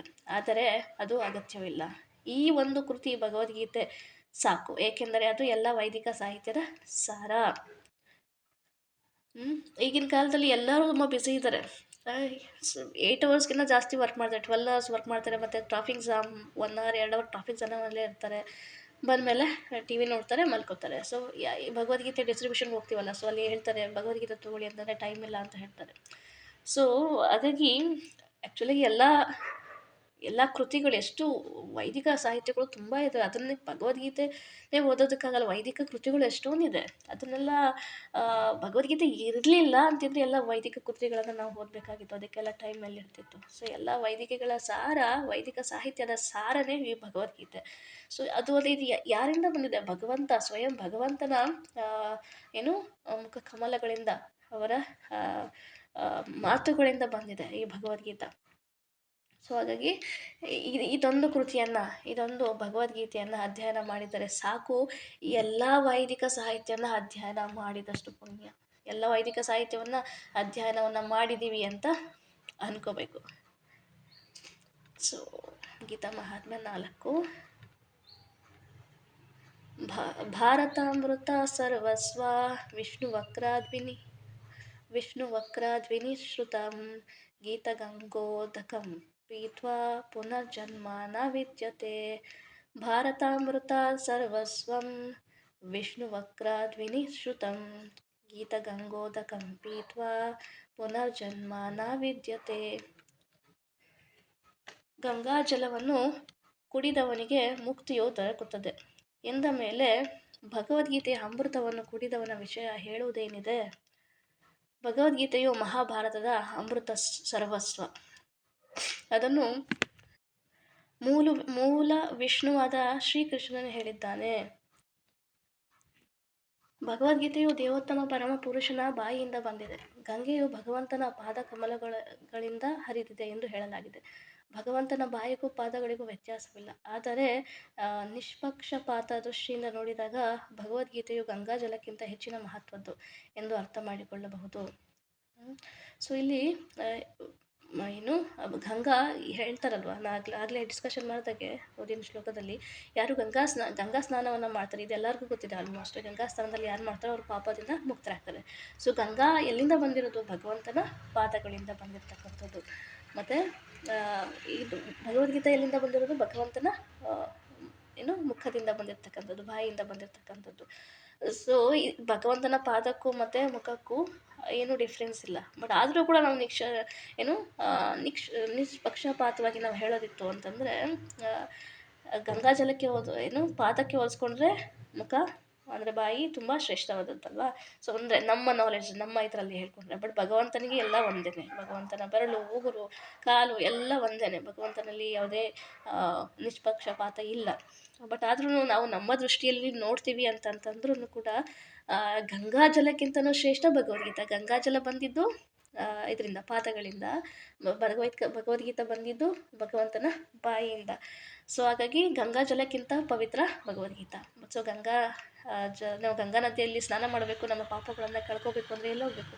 ಹರಿದ್ವಾರಕ್ಕೆ ಹೋಗಬೇಕು, ಟಿಕೆಟ್ ಬುಕ್ ಮಾಡಬೇಕು, ಲೀವ್ಸ್ಗೆ ಅಪ್ಲೈ ಮಾಡಬೇಕು, ಟ್ರಾವೆಲ್ ಮಾಡಬೇಕು, ಅಲ್ಲಿ ಸ್ಟೇಯಿಂಗ್ ನೋಡಬೇಕು, ಮತ್ತು ಅಲ್ಲಿ ಅಷ್ಟು ಥಂಡಿನಲ್ಲಿ ನಾವು ಸ್ನಾನವನ್ನು ಕೂಡ ಮಾಡಬೇಕಲ್ಲಿ. ಸೊ ಏನಾಗುತ್ತೆ, ಪಾಪ ಆ ಜನ್ಮದ ಪಾಪ ಮಾತ್ರ ಕಡಿಮೆ ಆಗುತ್ತೆ. ಬಟ್ ಇದು ಯಾವುದೇ ಸಮಸ್ಯೆ ಇಲ್ಲ. ಜಸ್ಟ್ ಭಗವದ್ಗೀತೆ ಯಥಾರೂಪವನ್ನು ಪರ್ಚೇಸ್ ಮಾಡಿ ಮನೆಯಲ್ಲೇ ಇಟ್ಕೊಳ್ಳಿ, ದಿನ ಒಂದೊಂದು ಶ್ಲೋಕವನ್ನು ಓದ್ಕೊಳ್ಳಿ. ಆಲ್ಮೋಸ್ಟ್ 200 ರೂಪೀಸ್ ಇದೆ ಭಗವದ್ಗೀತೆ. 200 ರೂಪೀಸ್ನಲ್ಲಿ ಪ್ರತಿದಿನ ನಮ್ಮದು ಗಂಗಾ ಸ್ನಾನ, ಒಂದೇ ದಿನ ಅಲ್ಲ, ಪ್ರತಿದಿನ ಗಂಗಾ ಸ್ನಾನ ಆಗ್ತಾಯಿದೆ. ಎಷ್ಟು ಈಸಿಯಾಗಿ ಭಗವಂತ ಕಲಿಯುಗದ ಜನಕ್ಕೆ ಕೊಟ್ಟಿದ್ದಾರೆ. ಯಾಕೆಂದರೆ ಕಲಿಯುಗದ ಜನರು ತುಂಬ ಮಂದಮತಿಗಳು. ಸೊ ಅವರು ಹರಿದ್ವಾರಕ್ಕೆ ಹೋಗೋದು, ಇಷ್ಟೆಲ್ಲ ಲೀವ್ಸ್, ನಾನು ಆಗಲೇ ಲೀವ್ಸ್ ಅಪ್ಲೈ ಮಾಡಬೇಕು, ಅದು ತುಂಬ ಕಷ್ಟ ಇದೆ, ಅಲ್ಲಿಗೆ ಹೋಗಬೇಕು, ದುಡ್ಡಿನ ಸಮಸ್ಯೆ. ಸೊ ಹೀಗೆ ಎಷ್ಟೊಂದು ಸಮಸ್ಯೆಗಳು. ಹಾಗಾಗಿ ಭಗವಂತ ತುಂಬ ಇನ್ಸ್ಟಂಟಾಗಿ ಕೊಟ್ಬಿಟ್ಟಿದ್ದಾರೆ. ಭಗವದ್ಗೀತೆಯನ್ನು ಇಟ್ಕೊಳ್ಳಿ ಮನೆಯಲ್ಲಿ, ಭಗವದ್ಗೀತೆಯನ್ನು ಓದಿ ಅಷ್ಟೇ ಸಮಾನ. ಗಂಗಾ ನದಿಯಲ್ಲಿ ಒಂದಿನ ಸ್ನಾನ ಮಾಡಿ ಬರ್ತೀವಿ, ಮುಗೀತು. ಬಟ್ ಭಗವದ್ಗೀತೆನ ದಿನ ಸ್ನಾನ ಮಾಡೋದು, ಗಂಗಾ ನದಿಯಲ್ಲಿ ಸ್ನಾನ ಮಾಡಿದಂಗೆ ದಿನ. ಸೊ ಹಾಗಾಗಿ ದಯವಿಟ್ಟು ಭಗವದ್ಗೀತೆಯನ್ನು ಪರ್ಚೇಸ್ ಮಾಡಿ ಮನೆಯಲ್ಲಿ ಇಟ್ಕೊಂಡು ಪ್ರತಿದಿನ ಅಧ್ಯಯನವನ್ನು ಮಾಡಿ. ಅರ್ಥ ಆಗೋ ರೀತಿಯಲ್ಲಿ ತುಂಬ ಸರಳವಾದ ಭಾಷೆಯಲ್ಲಿ ಸರಳವಾಗಿ ಶ್ರೀಲ ಪ್ರಭುಪಾದರು ಬರೆದಿದ್ದಾರೆ. ಪ್ರತಿಯೊಬ್ಬರಿಗೂ ಅರ್ಥ ಆಗುತ್ತೆ. ಇನ್ ಕೇಸ್ ಇನ್ನೂ ಜಾಸ್ತಿ ಡೀಟೇಲಾಗಿ ಬೇಕು ಅಂದರೆ ಭಗವದ್ಗೀತಾ ಕ್ಲಾಸಸ್ ಎಲ್ಲ ಇದೆ, ಯೂಟ್ಯೂಬಲ್ಲಿ ನೋಡ್ಬೋದು, ಅಥವಾ ಯಾವುದಾದ್ರೂ ಹತ್ತಿರದ ಸೆಂಟರಲ್ಲಿ ಹೋಗ್ಬೋದು, ಅಥವಾ ಆನ್ಲೈನ್ ಕ್ಲಾಸಸ್ ಎಲ್ಲ ಇದೆ. ಸೊ ಅದನ್ನೆಲ್ಲ ಕೇಳ್ಬೋದು. ಸೊ ಇನ್ನೂ ಜಾಸ್ತಿಯಾಗಿ ಅರ್ಥವನ್ನು ಮಾಡ್ಕೋಬೋದು ಭಗವದ್ಗೀತೆ ಬಗ್ಗೆ. ಓಕೆ, ಗೀತಾ ಮಹಾತ್ಮ್ಯ 6. ಸರ್ವೋಪನಿಷದೋ ಗಾವೋ ದೋಗ್ಧ ಗೋಪಾಲನಂದನಃ ಪಾರ್ಥವತ್ಸ ಸುಧೀರ್ಭೋಕ್ತ ದುಗ್ಧಂ ಗೀತಾಮೃತಂ ಮಹತ್. ಸರ್ವೋಪನಿಷದೋ ಗಾವೋ ದೋಗ್ಧ ಗೋಪಾಲನಂದನಃ ಪಾರ್ಥವತ್ಸಃ ಸುಧೀರ್ಭೋಕ್ತ ದುಗ್ಧಂ ಗೀತಾಮೃತಂ ಮಹತ್. ಭಗವದ್ಗೀತೆಯು ಗೀತೋಪನಿಷತ್ತು, ಎಲ್ಲ ಉಪನಿಷತ್ತುಗಳ ಸಾರ. ಅದು ಗೋವಿಂದನಂತಿದೆ. ಗೋಪಾಲ ನಂದನೆಂದು ಪ್ರಸಿದ್ಧನಾಗಿರುವ ಶ್ರೀಕೃಷ್ಣನು ಈ ಹಸುವಿನ ಹಾಲನ್ನು ಕರೆಯುತ್ತಿದ್ದಾನೆ. ಅರ್ಜುನನು ಕರುವಿನಂತಿದ್ದಾನೆ. ಎಲ್ಲ ವಿದ್ವಾಂಸರು ಪರಿಶುದ್ಧ ಭಕ್ತರು ಭಗವದ್ಗೀತೆಯ ಹಾಲಿನ ಅಮೃತವನ್ನು ಕುಡಿಯುತ್ತಾರೆ. ನೋಡಿ, ಭಗವಂತ ಅರ್ಜುನನ ಏನು ನೋಡಿ, ಭಗವದ್ಗೀತಾ ಎಲ್ಲ ಉಪನಿಷತ್ತುಗಳ ಸಾರ ಹೆಂಗಿದೆ ಅಂತಂದರೆ, ಒಂದು ಹಣ್ಣು ತೊಗೊಂಬಂದು ಅದನ್ನು ಕಟ್ ಮಾಡಿ ಅದನ್ನು ತಿರುಳು ತೆಗೆದು ರಸವನ್ನು ಮಾಡಿ ನಮಗೆ ಕೊಟ್ಟಾಗೆ ನಾವು ಕುಡಿದಾಗೆ. ನಮಗೆ ಕಟ್ ಮಾಡೋ ಕಷ್ಟ ಇಲ್ಲ, ಅದನ್ನು ಇದು ಮಾಡೋ ಕಷ್ಟ ಇಲ್ಲ, ಒಂದು ರಸ ಕೊಡ್ತಾ ಇದ್ದಾರೆ. ಅಂದರೆ ಎಲ್ಲ ಉಪನಿಷತ್ತುಗಳನ್ನು ಓದಬೇಕಾಗಿರೋ ಅವಶ್ಯಕತೆ ಇಲ್ಲ. ಜಸ್ಟ್ ಭಗವದ್ಗೀತೆಯನ್ನು ಓದೋದ್ರ ಮುಖಾಂತರ ಆ ಒಂದು ಸಾರವನ್ನು ನಮಗೆ ಕೊಟ್ಟಿದ್ದಾರೆ. ಎಲ್ಲ ಉಪನಿಷತ್ತುಗಳ ಸಾರ ಕೇವಲ ಭಗವದ್ಗೀತೆಯಲ್ಲಿ ಕೊಟ್ಟಿದ್ದಾರೆ. ಜಸ್ಟ್ ಅದೊಂದು ಭಗವದ್ಗೀತೆಯನ್ನು ಓದಿದರೆ ಸಾಕು. ಸೊ ಭಗವದ್ಗೀತಾ ಒಂದು ಗೋವಿನಂತೆ. ಗೋಪಾಲ ಯಾರು? ಭಗವದ್ಗೀತೆ ಯಾರು? ಗೋವು. ಗೋಪಾಲ ಯಾರು? ನಮ್ಮ ಕೃಷ್ಣ. ಅದರ ಹಾಲನ್ನು ಕರೀತಾ ಇದ್ದಾನೆ ಕೃಷ್ಣ. ಕುಡಿತಾ ಇರೋದು ಯಾರು? ಆ ಅಮೃತವನ್ನು ಯಾರು ಕುಡಿತಾ ಇದ್ದಾರೆ? ಭಗವದ್ಗೀತೆ ಅಂತಕ್ಕಂಥ ಅಮೃತ, ಹಾಲಿನಂತಹ ಅಮೃತವನ್ನು ಯಾರು ಕುಡಿತಾ ಇದ್ದಾರೆ? ಅರ್ಜುನ. ಮತ್ತು ಅರ್ಜುನ ಕರುವಿನಂತೆ ಹಾಲನ್ನು ಕುಡಿತಾ ಇದ್ದಾರೆ. ಮತ್ತು ಎಲ್ಲ ವಿದ್ವಾಂಸರು ಪರಿಶುದ್ಧ ಭಕ್ತರು ಭಗವದ್ಗೀತೆ ಹಾಲಿನ ಅಮೃತವನ್ನು ಕುಡಿಯುತ್ತಾರೆ ಅಲ್ವಾ. ಅರ್ಜುನನಿಗೆ ಏನನ್ನು ಕೊಟ್ಟರು? 5,000 ವರ್ಷಗಳ ಹಿಂದೆ ಕೃಷ್ಣ ಅರ್ಜುನನಿಗೆ ಯಾವ ಭಗವದ್ಗೀತೆಯನ್ನು ಕೊಟ್ಟರೋ ಅದೇ ಹಾಲನ್ನು, ಅದೇ ಭಗವದ್ಗೀತೆಯನ್ನು ನಮಗೆ ಭಗವದ್ಗೀತೆ ಯಥಾರೂಪದಲ್ಲಿ ಸಿಕ್ಕಿದೆ. ಸೊ ಅದನ್ನು ನಾವು ಕೂಡ ಅಮೃತವನ್ನು ಸವಿತಾ ಇದ್ವಿ. ಆ ಹಾಲನ್ನು ನಾವು ಕೂಡ ಕುಡಿತಾ ಇದ್ದೀವಿ. ಯಾರ ಕೃಪೆಯಿಂದ? ಪರಿಶುದ್ಧ ಭಕ್ತರ ಕೃಪೆಯಿಂದ. ಯಾರದು? ಶ್ರೀಮದ್ ಎ ಸಿ ಭಕ್ತಿ ವೇದಾಂತ ಸ್ವಾಮಿ ಶ್ರೀಲ ಪ್ರಭುಪಾದರ ಕೃಪೆಯಿಂದ ನಮಗೂ ಕೂಡ ಆ ಅಮೃತವಾದಂಥ ಭಗವದ್ಗೀತೆಯ ಹಾಲನ್ನು ಕುಡಿತಕ್ಕಂಥ ಒಂದು ಅದೃಷ್ಟ ನಮ್ಮದಾಗಿದೆ. ಓಕೆ, ಗೀತಾ ಮಹಾತ್ಮ್ಯ 7.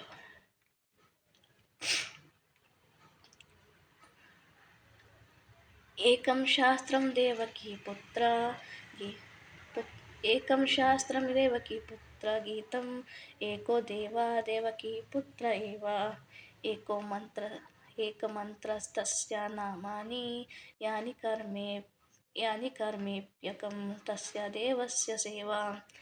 ಏಕಂ ಶಾಸ್ತ್ರಂ ದೇವಕಿ ಪುತ್ರ ಗೀತಂ ಏಕೋ ದೇವಕಿ ಪುತ್ರ ಏವ ಏಕೋ ಮಂತ್ರಸ್ತಸ್ಯ ನಾಮಾನಿ ಯಾನಿ ಕರ್ಮಪ್ಯೇಕಂ ತಸ್ಯ ದೇವಸ್ಯ ಸೇವಾ. ಇಂದಿನ ದಿನದಲ್ಲಿ ಜನರು ಒಂದು ಧರ್ಮಶಾಸ್ತ್ರ, ಒಬ್ಬ ದೇವರು, ಒಂದು ಧರ್ಮ, ಒಂದು ಕಾರ್ಯ ಇವು ಬೇಕೆಂದು ಹಂಬಲಿಸುತ್ತಾರೆ. ಆದ್ದರಿಂದ ಏಕಶಾಸ್ತ್ರಂ ದೇವಕಿ ಪುತ್ರ ಗೀತಂ, ಇಡೀ ಜಗತ್ತಿಗೆ ಒಂದೇ ಒಂದು ಧರ್ಮಗ್ರಂಥ ಭಗವದ್ಗೀತಾ ಸಾಕು. ಏಕೋ ದೇವಕಿ ಪುತ್ರ ಏವ, ಇಡೀ ಜಗತ್ತಿಗೆ ಒಬ್ಬನೇ ದೇವರು ಶ್ರೀಕೃಷ್ಣ ಸಾಕು. ಏಕೋ ಮಂತ್ರಂ ತಸ್ಯ ನಾಮಾನಿ, ಒಂದೇ ಮಂತ್ರ, ಒಂದೇ ಪ್ರಾರ್ಥನೆ ಇರಲಿ, ಅವನ ನಾಮ ಸಂಕೀರ್ತನೆ. ಹರೇ ಕೃಷ್ಣ ಕೃಷ್ಣ ಕೃಷ್ಣ ಹರೇ ಹರೇ, ಹರೇ ರಾಮ ರಾಮ ರಾಮ ಹರೇ ಹರೇ. ಕರ್ಮಾಪಿ ಏಕಂ ತಸ್ಯ ದೇವಸ್ಯ ಸೇವಾ, ಒಂದೇ ಕೆಲಸವಿರಲಿ, ಅದು ದೇವೋತ್ತಮ ಪರಮ ಪುರುಷನ ಸೇವೆಯಾಗಿರಲಿ. ಹರೇ ಕೃಷ್ಣ. ಸೊ ಈ ಒಂದು ಶ್ಲೋಕವನ್ನು ಅರ್ಥ ಮಾಡ್ಕೋಬೇಕು ಅಂತಂದರೆ, ಯಾಕೆ ಕೃಷ್ಣನನ್ನೇ ಬೇಕು? ಅಷ್ಟೊಂದು ಮುಕ್ಕೋಟಿ ದೇವತೆಗಳಿದ್ದಾರೆ, ಅವರನ್ನು ಬಿಟ್ಟು ಕೃಷ್ಣನನ್ನೇ ಯಾಕೆ? ಅಷ್ಟೊಂದು ಶಾಸ್ತ್ರಗಳಿದ್ದಾವೆ, ಭಗವದ್ಗೀತೆನೇ ಯಾಕೆ? ಮತ್ತು ಅಷ್ಟೊಂದು ಮಂತ್ರಗಳಿದ್ದಾವೆ, ಹರೇ ಕೃಷ್ಣ ಮಹಾಮಂತ್ರನೇ ಯಾಕೆ? ಇದಕ್ಕೆಲ್ಲದಕ್ಕೂ ನಿಮಗೆ ಉತ್ತರ ಖಂಡಿತ ಇದೆ, ಭಗವದ್ಗೀತೆಯಲ್ಲೇ ಇದೆ. ಸೊ ಹಾಗಾಗಿ ಎಲ್ಲರೂ ಭಗವದ್ಗೀತೆನ ಪ್ರತಿನಿತ್ಯ ಓದಿ, ಎಲ್ಲರೂ ಭಗವದ್ಗೀತೆಯ ಕ್ಲಾಸಿಗೆ ಜಾಯ್ನ್ ಆಗಿ ಭಗವದ್ಗೀತೆಯನ್ನು ತಿಳ್ಕೊಳ್ಳಿ. ಸೊ ನಮಗೆ ಯಾಕೆ ಈ ಶ್ಲೋಕದ ಅರ್ಥವನ್ನು ಪರಿಪೂರ್ಣವಾಗಿ ನಾವು ಇಡೀ ಭಗವದ್ಗೀತೆಯಲ್ಲಿ ನಾವು ತಿಳ್ಕೊಬೋದು. ಹರೇ ಕೃಷ್ಣ. ಎಲ್ಲರಿಗೂ ಧನ್ಯವಾದಗಳು. ಶ್ರೀಲದ ಗುರುದೇವ್ ಶ್ರೀಲ ಪ್ರಭುಪಾದರ ಕೃಪೆಯಿಂದ ನನಗೆ ಗೊತ್ತಿರ್ತಕ್ಕಂಥ ವಿಚಾರಗಳನ್ನು ನಿಮ್ಮ ಜೊತೆ ಹಂಚ್ಕೊಳ್ತಕ್ಕಂಥ ಒಂದು ಅವಕಾಶ ಸಿಕ್ತು. ಸೊ ಹಾಗಾಗಿ ಅವರಿಗೆ ಧನ್ಯವಾದಗಳನ್ನು ಹೇಳ್ತಾ ಇದ್ದೀನಿ. ಪ್ರಾರ್ಥನೆಗಳನ್ನು ಮಾಡೋಣ. ಸೊ ಈ ಗೀತಾ ಜಯಂತಿ ಏನಿದೆ ಅದು ತುಂಬ ವಿಜೃಂಭಣೆಯಿಂದ ಆಚರಿಸೋಣ. ವಿಜೃಂಭಣೆಯಿಂದ ಹೆಂಗೆ ಆಚರಿಸೋದು? ಹೆಚ್ಚು ಭಗವದ್ಗೀತೆಯನ್ನು ವಿತರಣೆ ಮಾಡೋಣ. ನಾವು ಜಾಸ್ತಿ ಭಗವದ್ಗೀತೆಯನ್ನು ನಾವು ಓದೋಣ. ಯಾಕೆಂದರೆ ಭಗವದ್ಗೀತೆಯನ್ನು ಕೊಂಡ್ಕೊಳ್ಳೋರು ಹಲವಾರು ಪ್ರಶ್ನೆಗಳನ್ನು ಕೇಳ್ತಾರೆ. ಸೊ ಪ್ರಭುಪಾದರ ಪುಸ್ತಕಗಳನ್ನು ನಾವು ಫಸ್ಟ್ ಓದಬೇಕು. ಸೊ ಹಾಗಾಗಿ ಅವರಿಗೆ ಉತ್ತರವನ್ನು ಕೊಡೋದಕ್ಕೆ ಸಾಧ್ಯ ಆಗುತ್ತೆ. ಸೊ ಸೊ ಎಲ್ಲರಿಗೂ ಮತ್ತೊಮ್ಮೆ ಗೀತಾ ಜಯಂತಿ ಮತ್ತು ಮೋಕ್ಷದ ಏಕಾದಶಿಯ ಶುಭಾಶಯಗಳು. ಏನಾದರೂ ತಪ್ಪಾಗಿ ನನ್ನ ನ್ಯೂನತೆಗಳಿಂದ ಏನಾದರೂ ತಪ್ಪಾಗಿ ಹೇಳಿದರೆ ಅದು ನನ್ನ ನ್ಯೂನತೆಗಳಿಂದ ದಯವಿಟ್ಟು ಕ್ಷಮಿಸಿ. ಧನ್ಯವಾದಗಳು. ವಾಂಛಾಕಲ್ಪತರುಭ್ಯಶ್ಚ ಕೃಪಾ ಸಿಂಧುಭ್ಯೇವ ಚ ಪತಿತಾನಾಂ ಪಾವನೇಭ್ಯೋ ವೈಷ್ಣವೇಭ್ಯೋ ನಮೋ ನಮಃ. ಅನಂತಕೋಟಿ ವೈಷ್ಣವವೃಂದ ಕಿ ಜೈ.